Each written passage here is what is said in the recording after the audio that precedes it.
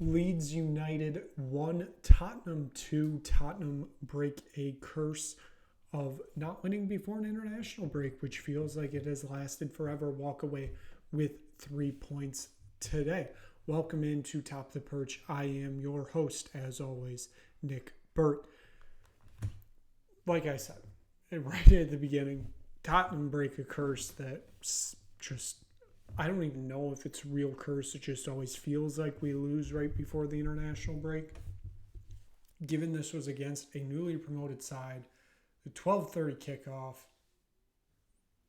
kind of just felt like the stars were aligning here for just an absolute disaster of a day for Tottenham Hotspur. But it doesn't turn out that way.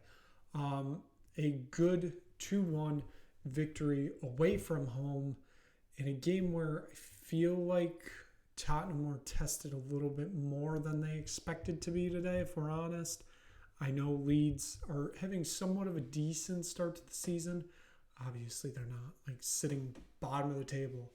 They're mid-table as of now, and we're only 7 matches in. But still, it feels positive the way that we saw Tottenham play out today. Few sketchy moments early on for Vicario. I think we're starting to get to a point where questions might need to be asked because, yeesh, it does not look great. I don't even know if he's struggling. It's just he doesn't look great. Like, obviously he is struggling, but he just doesn't look great out there. There's plays where it's like, why is he there? Why is he diving then? What are we doing, basically? And there were, like I said, a few of those sketchy moments kind of again today. I mean, I still think he's the number one keeper, but at some point, I think you got to at least give Kinski a run of form. See what he can do. Is it going to be much worse? Probably. But hey, it is what it is. So we get 23rd minute. Just absolutely brilliant build-up play. And it would be Mathis Tell. Yes. The number 11 for Tottenham Hotspur that has definitely struggled to start this season.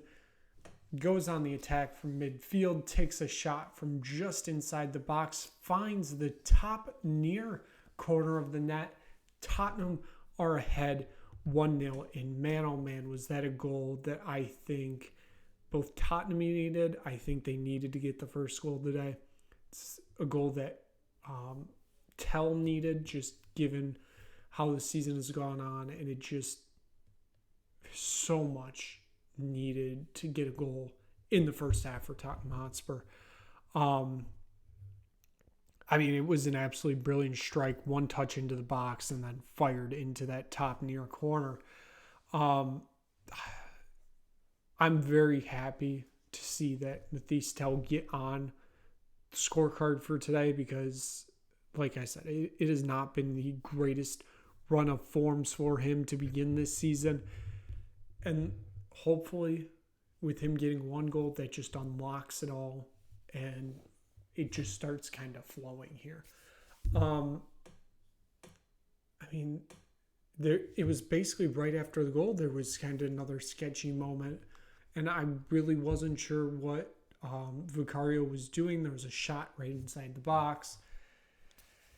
It luckily went over the post, but like it was just another what are we doing moment.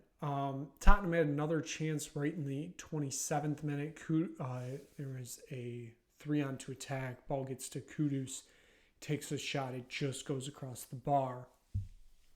We get to the 34th minute, and it would be Brennan Aronson feeding the ball to Okafor. Okafor puts it in the back of the net. There's a beach ball kind of floating around too. Could have been very funny there, but is now 1-1. And even though Tottenham felt like they were having the momentum, it kind of just falls apart.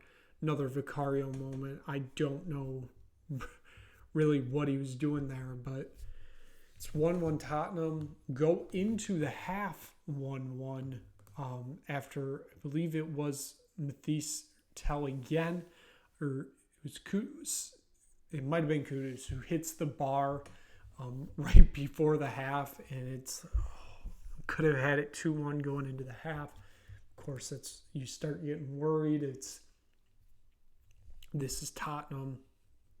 They're going to concede eventually. Just when is that eventually going to be? Well, we get to the 57th minute, and my oh my, what a brilliant. There's a turnover that Kudus capitalizes on. He fires it sent the keeper the wrong way, and he just had an open net. Puts it in the back of the net. Tottenham are ahead 2-1 once again.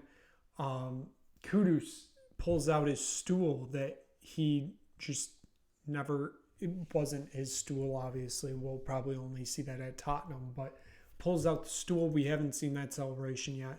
Sits on it, of course, all the players around him. 2-1 Tottenham, right before the hour mark in this game. And like I said, the goal kind of built up out of nowhere because Porro was throwing across into that attacking third. Basically just goes off a Leeds defender, and Kudus is in the right spot to put it away.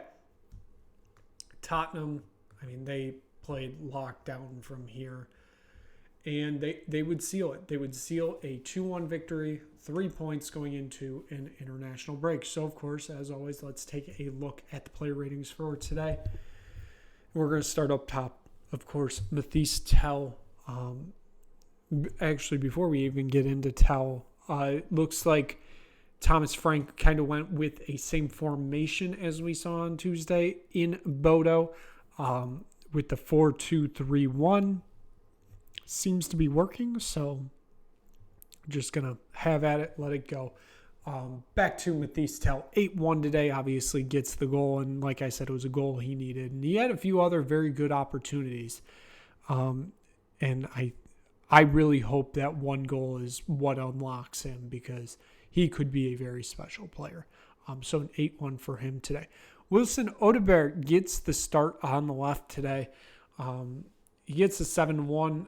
He's another player I think needs to get a goal kind of sooner rather than later. He just giving off, the feeling that one goal could change everything basically if he gets that goal.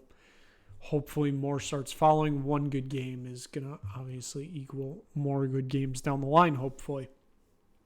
Xavi Simons finally plays in the 10 position today, and he looked a lot better than how he usually looks. 7-3, that's how the algorithm kind of works, but I thought he had a very good day today in that 10 position, and that's where he should be playing. So hopefully we can unlock more from him if he plays there more. The man of the match, the game-winning goal scorer, has the assist on the first goal. Mohamed Kudus gets a 9.1 today. Absolutely incredible game from him. Like I said, he is a very, very special player. We are lucky to have signed him.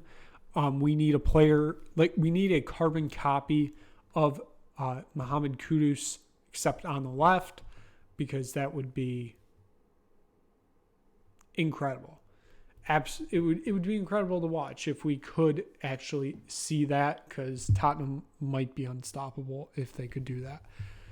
Get to the defensive midfield. Joao Palhinha plays the full 90 today, 7.2. I thought he did really well. There were a few moments for him today, just obviously worked out pretty well. Rodrigo Bentancur gets a 6.9 today. I believe he did play on Tuesday, so 2 full 90s. Wasn't expecting the most from him today. Still decent game. Destiny Udogie gets the start on the back line today on the left side. 7.5. I thought he had a really good day. Mickey Van de Ven is 7.4. Romero is 7.3. Both of them, they kind of had their own faults in the goal. Obviously, none more than what we'll get to, but that does take a bit of a hit today, even though it was a clean sheet. Other than that, I know that makes no sense because it wasn't a clean sheet, but only one goal given up today kind of felt like a heroic effort, if you're asking me. And Pedro Porro 6'9". I didn't think he was the best on the right today. I know he somewhat had an assist on the Kudus goal because he threw it at a Leeds player, but just not the best of days from him today. I've seen a lot better from him before. And Vicario, like I said, I don't really know what to think. He gets a 6-3 for today.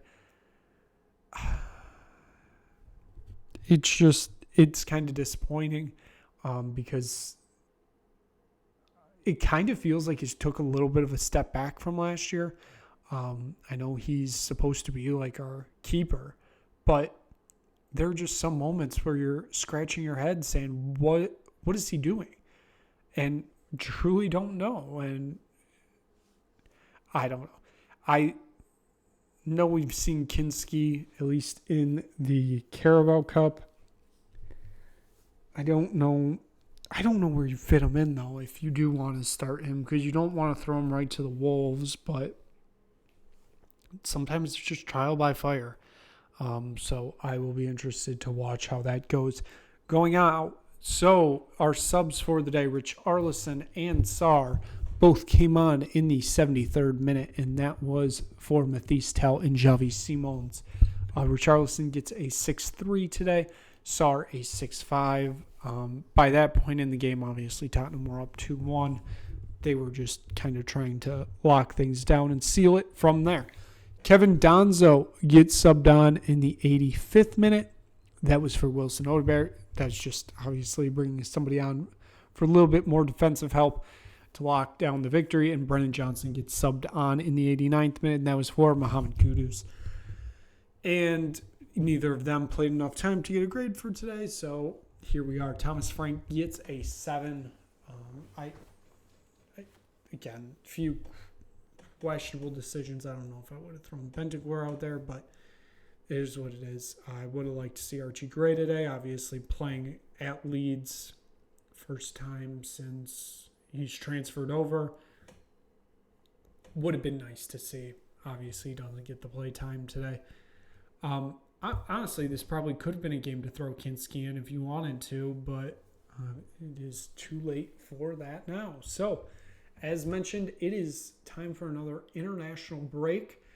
Have you seen in the background? Probably not so much, but teams trying to clinch their spot into the 2026 World Cup this window. I know England is one of the major ones that can clinch their spot. And to use the Trianda, the ball that came out on Thursday. Honestly, it's a very nice looking ball. I like the pop of colors.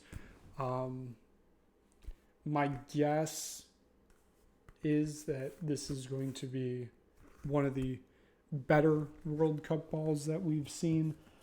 Of course, then that's just going to be the design for basically up until the semifinals. They're going to throw out a new ball, and I honestly wouldn't be surprised if you replace the white with gold.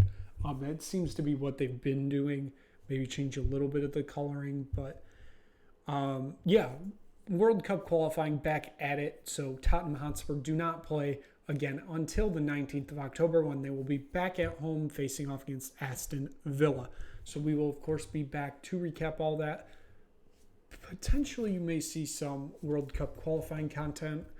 Still trying to iron those details out. So make sure you click subscribe to the Nick Bird Sports Network to see all of that type of content. So thank you so much for watching. If you just stumble across this video, click like, click subscribe, tell anybody you know about it. Like I said, we'll be back for sure on the 19th of October to recap that Aston Villa game.